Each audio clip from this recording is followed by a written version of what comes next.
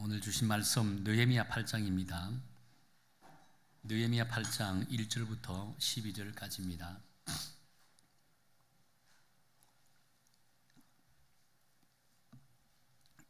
1절부터 12절까지 한 절씩 교독해 나가도록 하겠습니다. 제가 먼저 하나님의 말씀 읽겠습니다. 이스라엘 자손이 자기들의 성읍에 거주하였더니 일곱째 달에 이르러 모든 백성이 일제히 수문 앞 광장에 모여 학사 에스라에게 여호와께서 이스라엘에게 명하신 모세 율법책을 가져오기를 청하며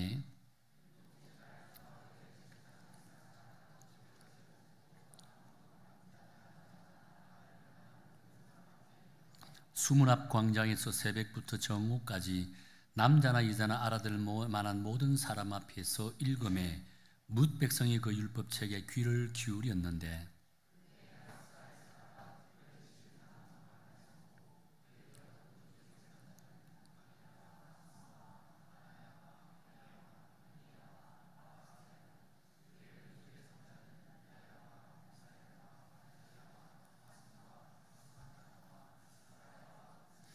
에스라가 모든 백성 위에 서서 그들의 목전에 책을 펴니 책을 펼 때 모든 백성이 일어서니라.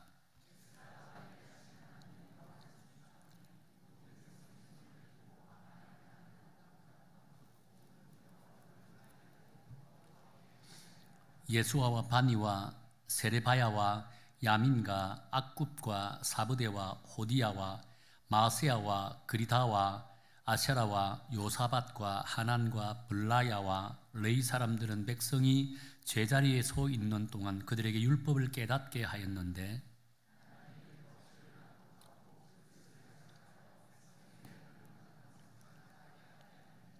백성이 율법의 말씀을 듣고 다 우는지라.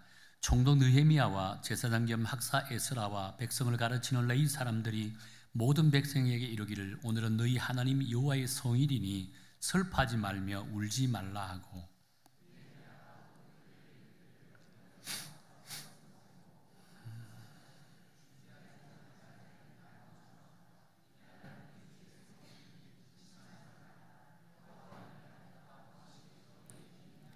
레위 사람들도 모든 백성을 정숙하게 하여 이르기를 오늘은 성일이니 마땅히 조용하고 근심하지 말라 하니 모든 백성이 곧 가서 먹고 마시며 나누어주고 크게 즐거워하니 이는 그들이 그 읽어 들려준 말을 밝히 알미라.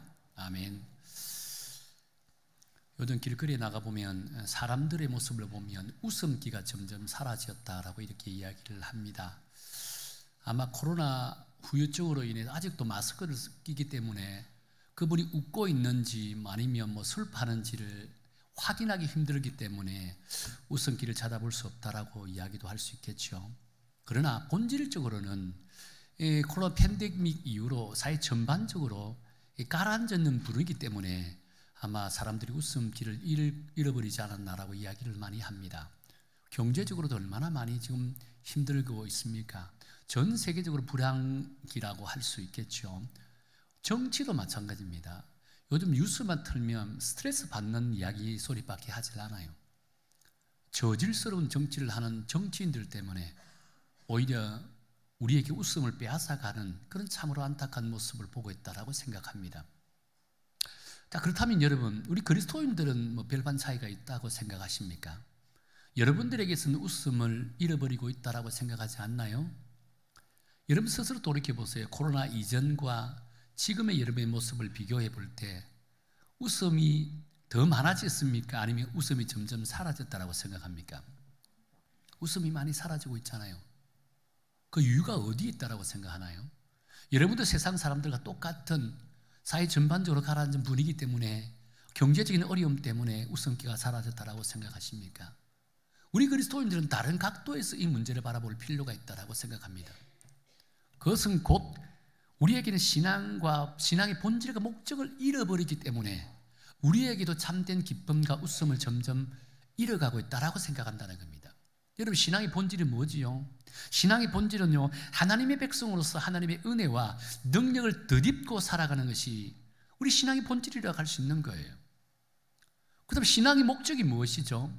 신앙의 목적은요, 하나님의 자녀라면 오직 하나님의 영광을 위해서 영화롭게 하고 영원토록 그분으로 인해 기뻐하는 삶을 사는 것이 우리 인생의 신앙의 목적이라고 할 수 있다는 거예요.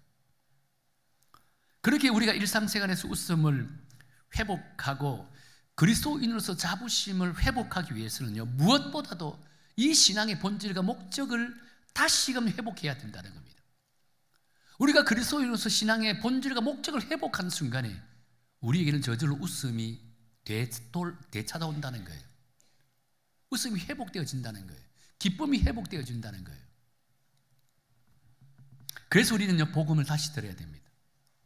하나님의 말씀 앞으로 나와야 된다는 거예요. 이런 의미에서 오늘 우리가 함께 묵상한 본문의 말씀은요, 신앙의 본질과 목적을 회복하기 위해서 가장 우선이어야 되고 또 가장 필요한 것이 무엇인지 일반적이면서도 본질적인 부분에 대한 답을 제시하고 있다고 할 수 있다는 거예요. 오늘 우리가 함께 하는 본문에서 가장 핵심적인 구절을 꼽으라면 어떤 구절을 꼽을 수 있겠죠? 저는 10절 말씀이지 않겠는가라고 봅니다. 10절에 보면 여호와로 인하여 기뻐하는 것이 너희의 힘이다라고 했다는 겁니다. 사실 지금까지 성경에 등장하는 부흥의 역사를 보면 대다수 빠지지 않는 단어가 있잖아요. 회개하라, 그리고 하나님께 돌아오라. 지금 오늘 본문의 내용을 보면 이스라엘 백성들에게 부흥 운동이 벌어지고 있는 장면이거든요. 그런데 이 부흥 운동이 벌어지는 이 현장 속에, 이 장면 속에서 역사 이래로 부흥의 현장에는 항상 빠지지 않는 단어가 회개하라, 하나님께로 돌아오라. 이 성경에도 나와 있는 부흥의 역사를 보면 똑 동일하게 등장하는 이 용어가 회개하라, 하나님께 돌아오라라고 한다는 겁니다. 자, 그런데 여러분, 이러한 측면만을 너무 지나치게 강조하다 보니까 하나님의 백성으로서 누려야 될, 마땅하게 누려야 될 그 참된 기쁨에 대해서는요, 무관심하게 생각할 수 있다는 겁니다. 물론 우리가 그리스도인이라면 하나님께 되돌아간다는 것은 회개가 전제되어야 됩니다. 우리가 지었던 죄를 하나님 앞에 토해내고 회개의 심령을 가져야만이 우리 하나님께 돌아갈 수 있습니다. 그런데 여러분, 그것이 끝이 아니에요.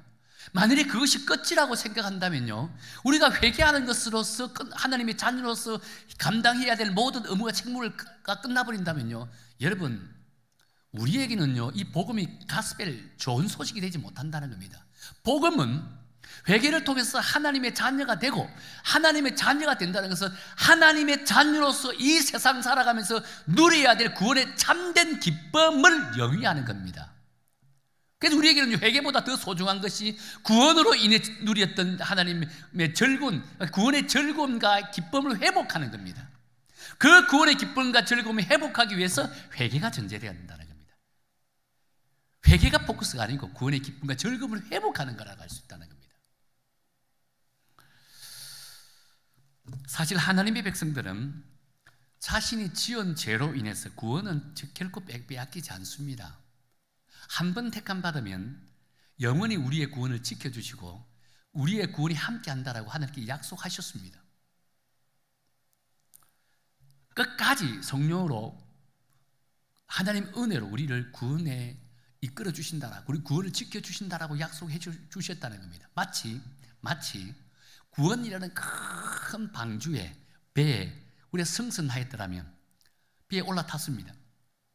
그렇다면요, 비바람이 불고 폭풍이 몰아쳐도 우리는 배 안에서 어떨 때는 넘어지기도 하고 뒹굴기도 합니다. 그럼에도 불구하고 우리가 배 안에서 배 바다로 바깥으로 떨어지지는 않는다는 겁니다. 이것이 신학적인 용어로 성도의 견인이라고 합니다. 한 번 택함 받은 백성은요, 영원히 그 구원이 지속되어진다는 거예요. 그런데 여러분, 비록 우리의 구원이 하나님의 은혜로 취소되지 않고 빼앗기지는 않지만 구원을 통해서 얻는 구원의 참된 기쁨은 놓칠 때가 있다는 겁니다. 잃어버릴 때가 있다는 거예요. 언제 잃어버리게 될까요? 우리가 하나님이 택함받은 구원받은 백성임에도 불구하고 죄악 가운데 살아갈 때입니다.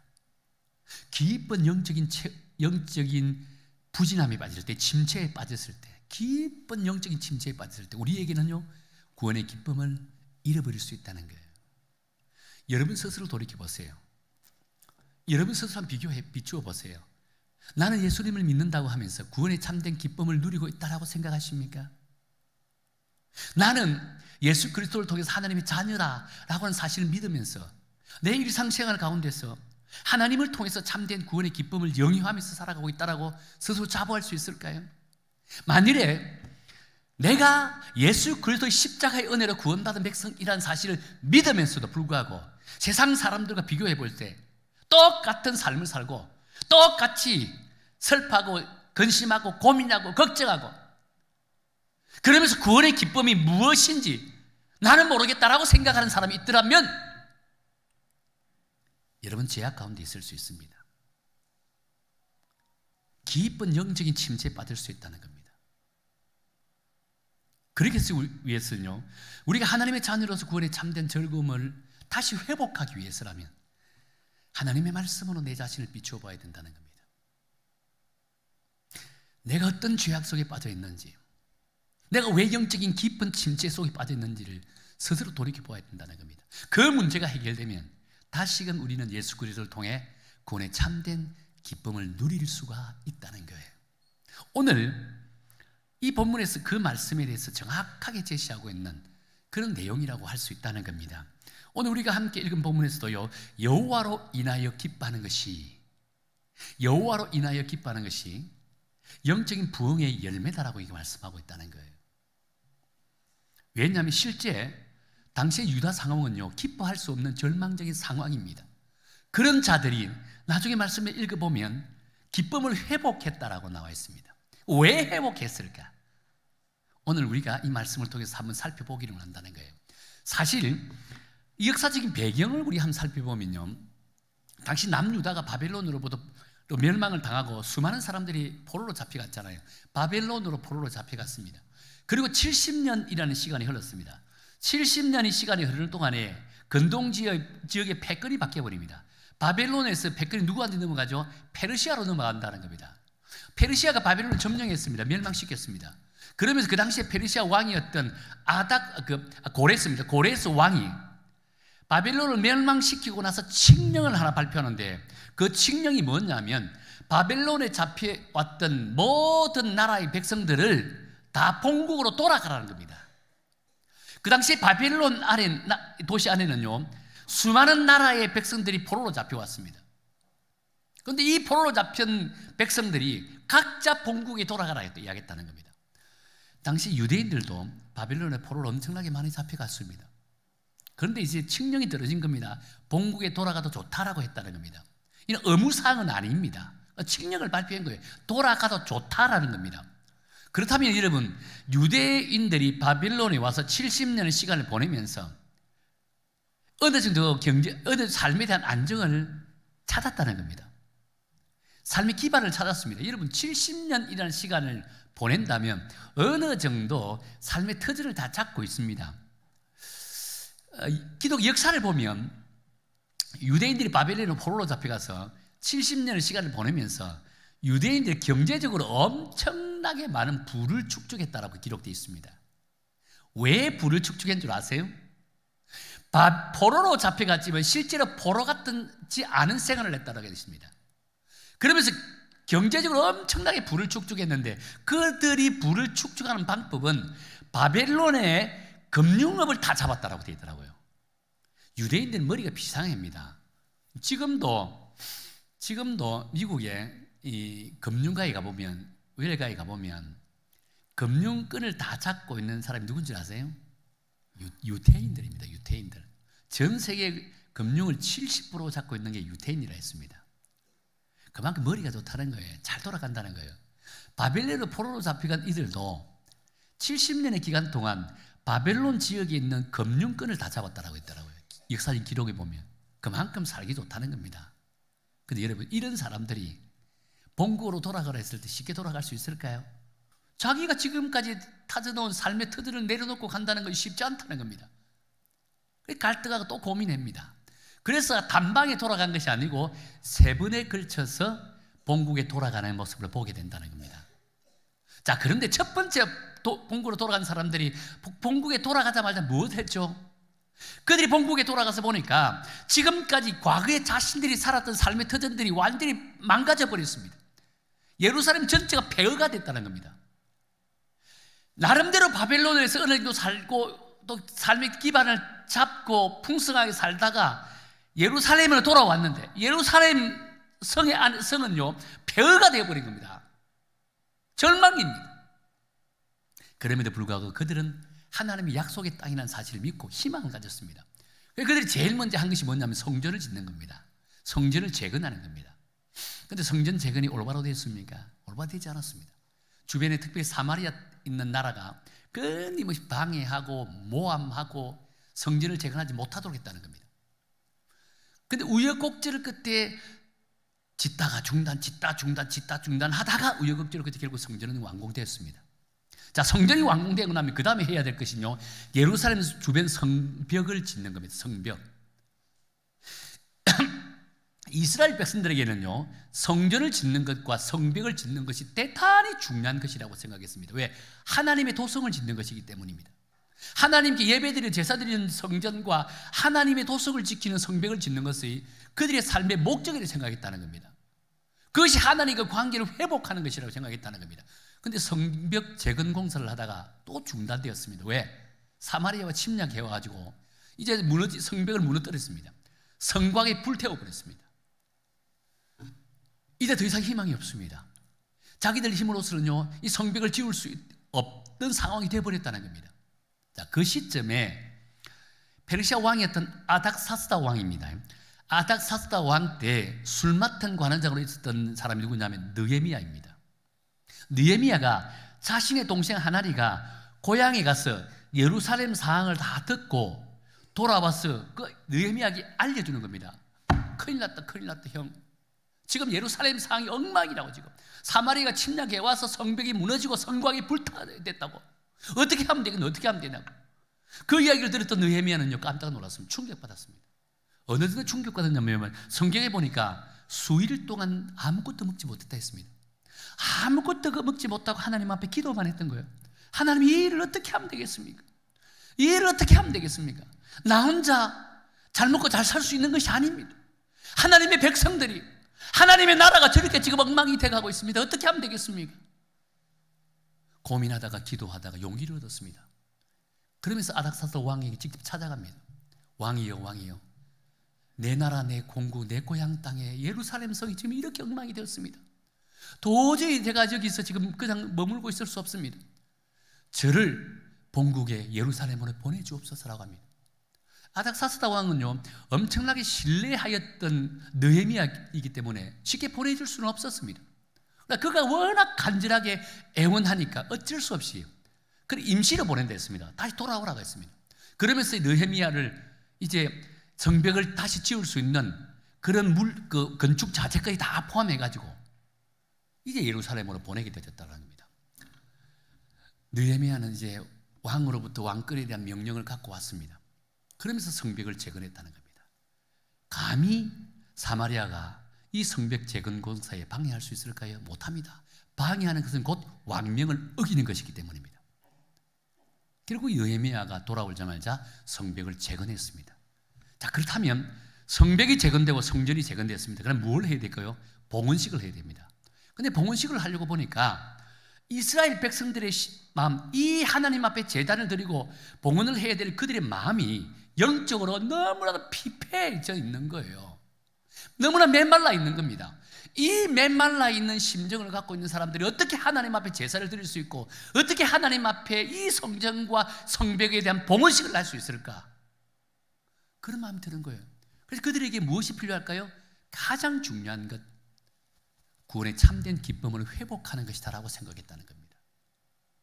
이것이 느헤미야의 생각이었고 또한 이스라엘 백성들 스스로도 동일하게 가지고 있는 생각이라고 할 수 있다는 겁니다. 아무리 아름다운 집을 가지고 온들 뭘 하겠습니까?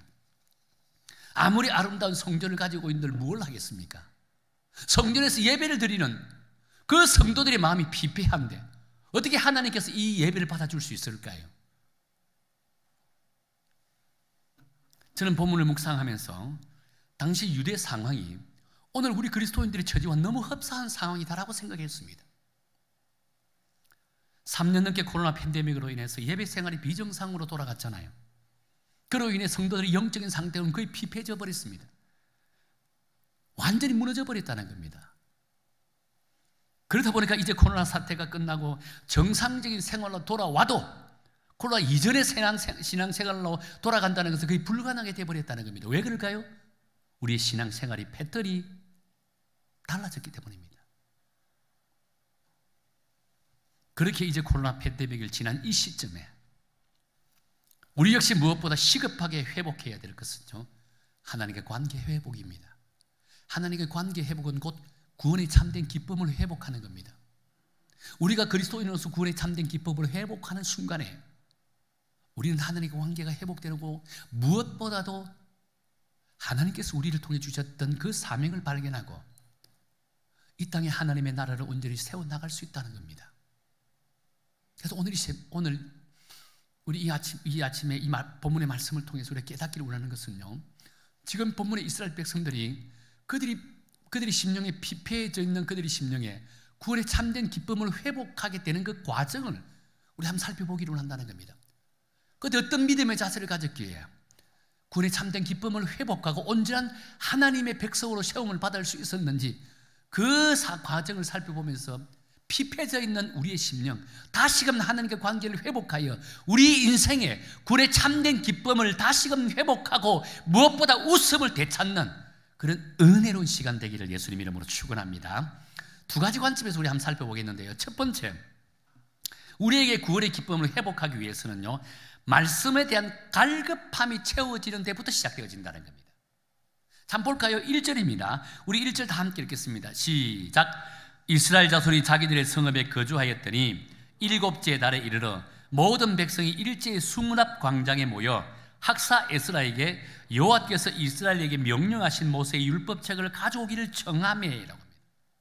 지금 이스라엘 백성들은요, 성벽을 재건하고 나서 일제히 수문 앞 광장에 모였다라고 했습니다.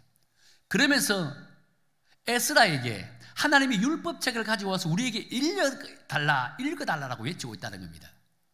여기서 중요한 것은 누가 모이라고 해서 모인 것이 결코 아닙니다. 스스로 하나님의 말씀을 듣기 위해서 모였다는 겁니다. 스스로 자기들의 심령이 피폐해졌다는 사실을 깨닫고 이 피폐해졌는 심령을 회복하기 위해서는 하나님의 말씀을 듣는 것밖에 없다고 생각했다는 겁니다. 스스로 모였습니다. 자, 그런데 오늘 본문에 보면 모든 백성이 일제히 수문 앞 광장에 모였다라고 했습니다. 저는 이 구절을 읽으면서 묵상하면서 우리 성경은요, 좀 더 적나라하게 그들의 간절함을 좀 더 온전히 표현하는데 좀 부족하지 않겠는가라고 본다는 겁니다. 그들이 하나님의 말씀에 갈급해서 하나님의 말씀을 듣기 위해서 수문 앞 광장에 모이는 그 장면이 우리말 성경에서는 조금 부족하게 묘사하고 있지 않겠는가라고 보았다는 겁니다. 그래서 원어 성경도 찾아보고 다양한 번역 성경을 찾아보았습니다. 그런데 거기 영어 성경에서는요, 이렇게 번역하는 것을 보게 된다는 겁니다. 일제이라고 한 단어를 as one man이라고 단어를 쓰더라고요. as one man. 일제이라는 단어도 되지만 이 단어가 포함하고 있는 가운데 하나같이 한 사람처럼 이런 단어도 포함되어 있다는 겁니다. 자, 어떤 의미냐면 지금 자신들이 하나님의 말씀을 듣기 위해서 자신의 심령이 피폐해져 있는 것을 채우기 위해서 누구라고 말함이 없이 모두가 수문 앞 광장에 모였다 했습니다. 그런데 수만 명의 사람들이 수문 앞 광장에 모이는데 한 사람같이 하나같이 모였다는 겁니다. 한 사람같이 하나같이 수만 명의 사람들이 모였다는 겁니다. 같은 시간에 같은 장소에 같은 마음을 품고 같은 목적을 갖고 같은 열망을 갖고 하나님의 말씀을 듣기 위해서 수문 앞 광장에 모였다는 겁니다. 여러분, 이 장면을 한번 그려보세요. 수만 명의 사람들이 하나같이 한 사람처럼 갈급한 자신의 심령을 채우기 위해서 하나님의 말씀을 듣기 위해서 수문 앞 광장에 모여드는 모습을 보세요. 자, 그뿐만 아닙니다. 여기 보면 그 모여있는 사람들이 누구나고 지키냐면요, 남자나 여자나 알아들을 만한 사람들이 다 모여져 있습니다. 알아들을 만한 사람이 어떤 사람 지칭하죠?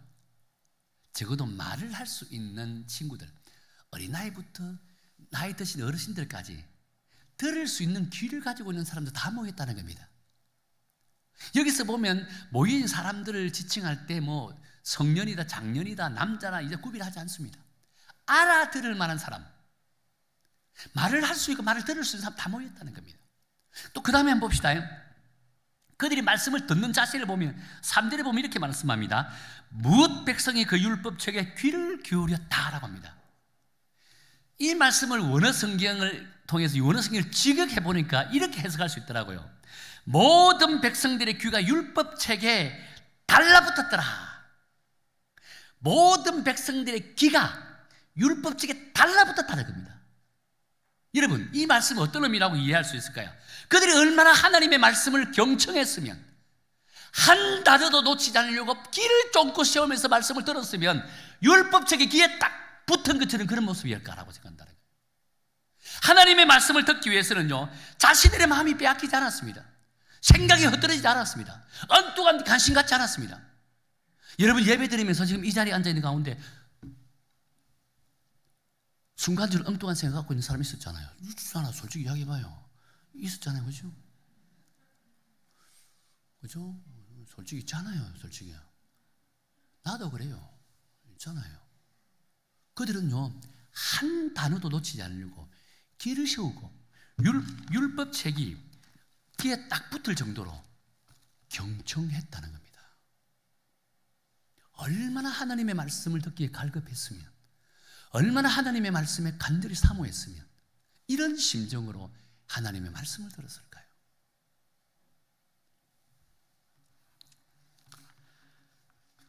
뿐만 아닙니다. 수문학 광장에 모인 이스라엘 백성들이요, 하나님의 말씀을 받는 자세를 한번 보세요. 6절입니다. 6절 한번 읽어볼까요? 시작.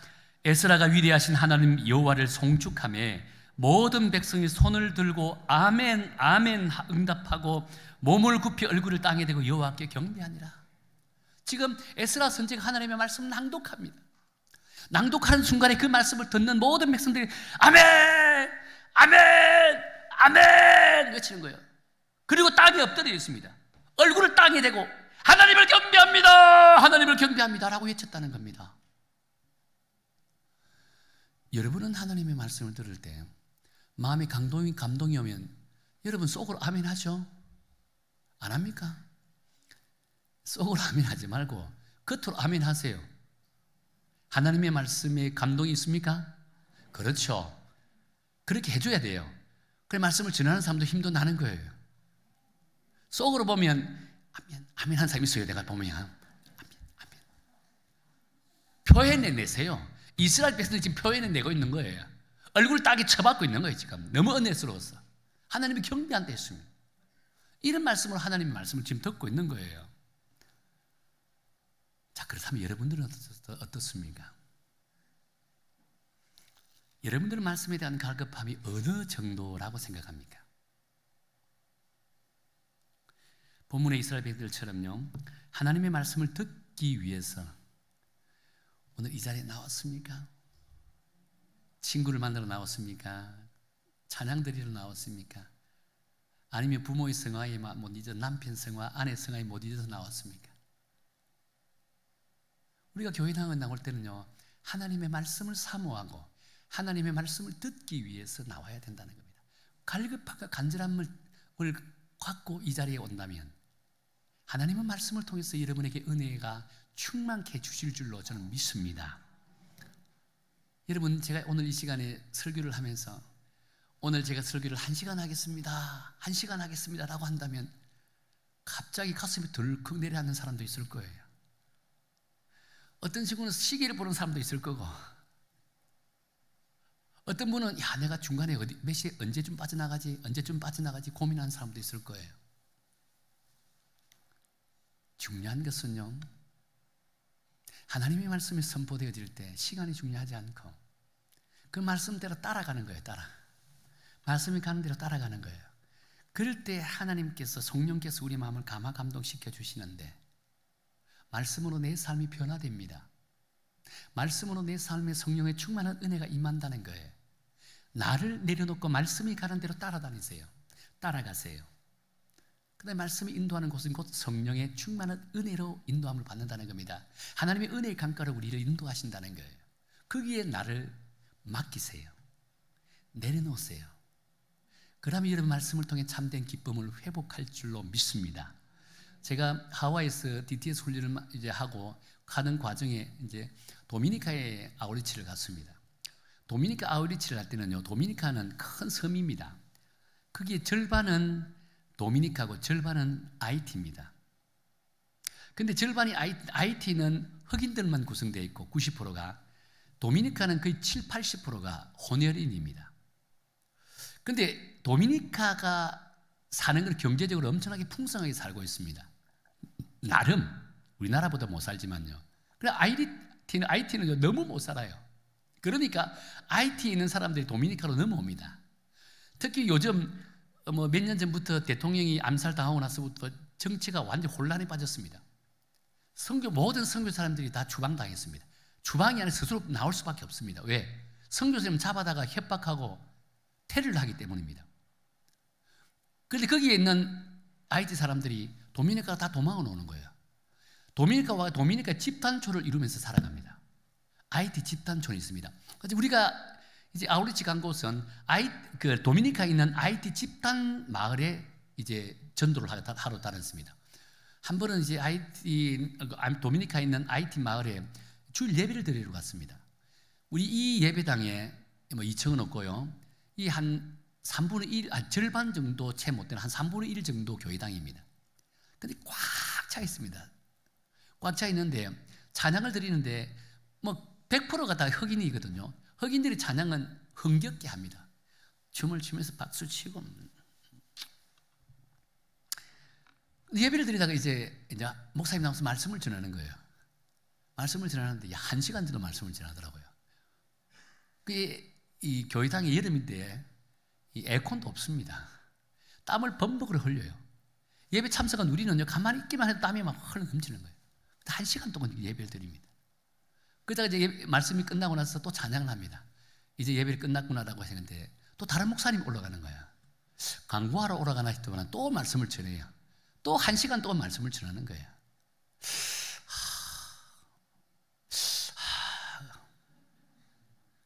그래서 또 찬양합니다. 1시간 지나고 나서 이제 끝났구나 생각했어요.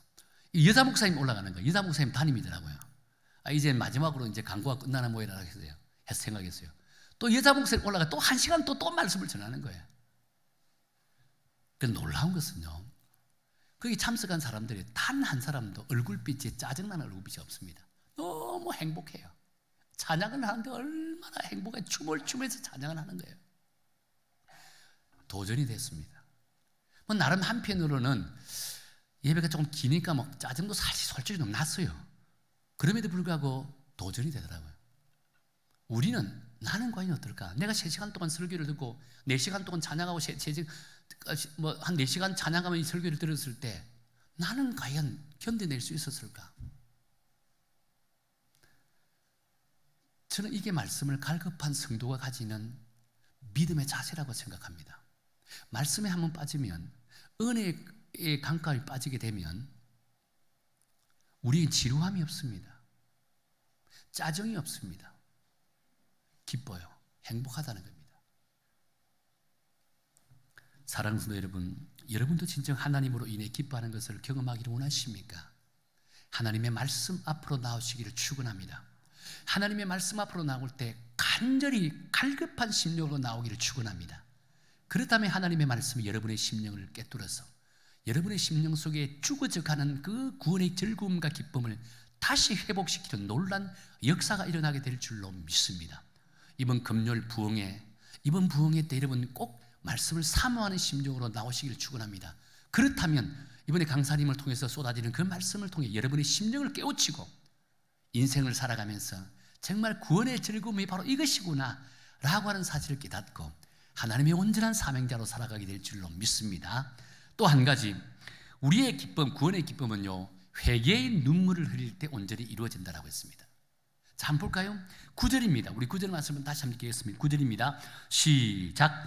백성이 율법의 말씀을 듣고 다 우는지라. 총독 느헤미야와 제사장 겸 학사 에스라와 백성을 가르칠 레위 사람들이 모든 백성에게 이르기를 오늘은 너희 한 여호와의 성일이니 슬퍼하지 말며 울지 말라 하고 라고 합니다. 여기에 보면 하나님의 말씀을 듣고 깨달았던 모든 백성들이 울었다라고 했습니다. 울었다라고 했다는 겁니다. 여러분, 말씀의 역할이 무엇이죠?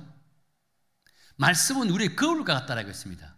말씀 앞에 서면 내가 누구인지, 내가 어떤 존재인지, 내 속에 어떤 죄가 있는지, 내 지금 상태는 어떤 상황인지를 정확하게 볼 수 있다고 했습니다. 말씀은 우리의 거울과 같아. 히브리 기자는 히브리 4장 12절에서 하나님의 말씀은 살아 움직이고 살아서 운동력이 있고라고 했습니다. 그러면서 그 말씀이 날선 금보다 예리하여 우리의 혼과 영과 관절과 골수를 찔러 쪼개기까지 함이라고 했습니다. 그러면서 우리의 생각과 마음까지 관찰하신다라고 했다는 거예요. 여러분, 이 말씀 정말 소중합니다. 말씀의 능력이 이렇다는 거예요. 하나님의 말씀 앞에 서면 그 말씀이 우리에게 비추어지는데, 그 말씀 우리에게 비추어지는 순간에 지금까지 해결하지 못한 그 죄악의 덩어리, 암석보다 더 단단한 덩어리가요, 하나님의 말씀이 들어오는 순간에 그것을 깨뜨린다는 겁니다. 깨뜨리는 순간에 이게 산산조각 나요. 죄악의 덩어리가 산산조각 나는 순간에 이것이 우리 입술을 통해 쏟아져 나와요. 근데 쏟아져 나올 때 이 죄만 쏟아져 나오는 것이 아니에요. 눈물과 콧물이 동시에 쏟아져 나오는 거예요. 왜? 우리 마음이 감동받으니까. 우리 마음이 감동받으니까 그냥 죄만 쏟아져 나오는 것이 아니라, 죄악의 덩어리만 쏟아지는 것이 아니라 감동받았던 우리의 입술을, 눈을 통해서, 코를 통해서 눈물과 콧물이 쏟아져 나온다는 거예요. 이것이 말씀을 통해서 받는 은혜의 모습이라는 거예요. 오늘 본문의 이스라엘 백성들을 보세요. 에스라가 성경을 읽어주기만 합니다. 읽어주고 레위인들이, 학자들이, 율법 학자들이 통역해주고 있다고 했습니다. 설명해주고 있다고 했습니다. 자, 에스라가 설명하고 있는 말씀을 이해는 잘 못해요. 레위인들, 학자들이 설명해줄 때 말씀이 거쳐서 들어요. 거쳐서 들으면 은혜가 반감되어집니다. 선교지 가면 선교에서 복음을 증거하잖아요. 그 다음에 통역을 해줍니다. 통역해주면 나는 이런 열망을 갖고 말씀을 지금 전하는데 통역자들이 내 마음까지 같이 전하는 건 아니에요. 그러다 보니까 반감이 되는 거예요. 오늘 본문에 보세요. 반감이 되든 안 되든 그들이 마음밭에 하나님의 말씀이라는 갈급함을 가지니까 에스라가 선포하고 있는 그 모든 말씀이 하나도 남김없이 땅에 들어지지 않고 그들 마음에 그대로 지금 들어가고 있다는 겁니다. 그러니까 지금까지 그들이 지었던 죄가 적나라하게 드러나요. 바벨론 포로의 70년 기간 동안 자신들이 잘못했던 행동들이 그전에는 죄인 줄 몰랐습니다. 하나님의 말씀이 들어오니까 비로소 그게 죄인 줄 깨달았다는 겁니다. 뿐만 아니죠, 자신들이 왜 바빌론의 포로로 잡혀간지 비로소 알게 되어졌더라는 겁니다. 하나님을 외면하고 하나님을 떠나서 우상을 섬기고 지극히 세상적이고 세속적인 삶을 살다 보니까 죄가 들어온 거예요. 그게 죄인 줄 이제 알았다는 겁니다. 그래서 하나님의 벌을 받았다는 겁니다. 그러니까 그냥 가만히 있을 수 없어요. 죄악의 덩어리가 막 깨지는 순간에 막 죄가 막 터지게 나오기 시작합니다. 입술을 통해 또 쏟아지게 나온다는 겁니다. 그러니까 눈물도 흘러지고 콧물도 흐르고 견딜 수가 없다는 겁니다. 지금 이스라엘 백성들 이런 마음이에요. 이런 마음으로 지금 통회하고 자복하고 회개하고 있는 거예요. 그런데 놀라운 것은 10절 말씀에 보면 10절 말씀에 뭐라고 되어 있냐면, 우리 10절 한번 읽어볼까요? 10절입니다. 시작. 느헤미야가 또 그들에게 이르기를 너희는 가서 살찐 것을 먹고 단 것을 마시되 준비하지 못한 자에게는 나누어주라. 이 날은 주의 성일이니 근심하지 말라. 여호와로 인하여 기뻐하는 것이 너희의 힘이라. 쏟아내고 나니까 마음이 평안해지는 거예요. 그런 순간에 기쁨이 막 저 밑에서부터 솟아오르는 거예요. 그러면 나도 모르게 웃어요. 나도 모르게 기쁨이 막 생성되는 거예요. 내가 기쁨으로 생성되니까 내 뒤에 있는 형제를 보고 내 뒤에 있는 자매를 보니까 같이 막 웃어요. 같이 행복해요. 이것이 구원받은 백성들이 공통적으로 누리는 은혜라고 할 수 있다는 겁니다. 오늘 우리들은 어떨까요? 오늘 이 시대 말씀이 풍부한 시대라고 하잖아요. 손가락 까딱까딱만 해도요 말씀이 넘칩니다. 말씀이 넘쳐요. 그럼에도 불구하고 우리의 심령은 메말라 있습니다. 말씀이 넘칠수록 눈물이 풍성해야 되는데 오히려 심령이 메말라 가니까 눈물도 메말라 갑니다. 말씀이 넘치잖아요. 왜 그러면 말씀이 홍수 같은 이런 시대에 오히려 심령이 풍성하고 눈물이 풍성해야 되는데 왜 우리의 마음이 메말라가고 눈물이 메말라 갈까요? 말씀을 듣는 우리들의 자세에 문제가 있다는 겁니다. 우리는 하나님의 말씀을 들을 때 너무 편식합니다. 내가 듣고 싶은 말씀만 들어요. 내한테 조금이라도 양심의 가책을 느끼게 하거나 조금이라도 내 마음을 아프게 하는 그런 말씀은요, 귀를 닫아버립니다. 아예 들을 생각을 안 합니다. 위로하고 소망 주고 희망 주는 말씀만 듣기를 원한다는 거예요. 그러니 어찌 말씀이 풍부한 이 시대에 우리 심령이 풍부해질 수 있을까요? 그러면 그럴수록 우리 심령은 메말라갈 수밖에 없다는 겁니다. 사랑하는 성도 여러분, 우리에게 참된 말씀을 통해 기쁨을 회복하기를 원하십니까? 하나님과 관계가 회복되기를 예수님 이름으로 축원합니다. 관계가 회복될 때 관계 회복을 통해서 우리에게 온전한 기쁨을 회복할 수 있고, 이 기쁨은 심령이 풍성해지고, 심령의 풍성은 회개의 눈물을 쏟아내고, 회개의 눈물은 참된 기쁨을 가져다주는 놀라운 은혜가 임하게 될 줄로 믿습니다. 이것이 말씀의 능력이고 이것이 복음의 능력인 줄 믿으시길 바랍니다. 자, 그렇다면 여러분의 영적인 상태는 어떻습니까? 아직도 회개의 눈물을 경험하지 못하고 있다고 생각하는 분들이 있습니까? 죄를 지어도 심령에 아무런 죄책감이 들지 않는다라고 생각하는 분들이 있습니까? 하나님의 말씀 앞에 나오기를 축원합니다. 이번 부흥회 때 여러분이 말씀에 갈급한 심령을 갖고 여러분의 생각을 다 내려놓고 온전히 하나님의 말씀을 받아들이려고 하는 그런 믿음의 자세를 가지기를 축원합니다.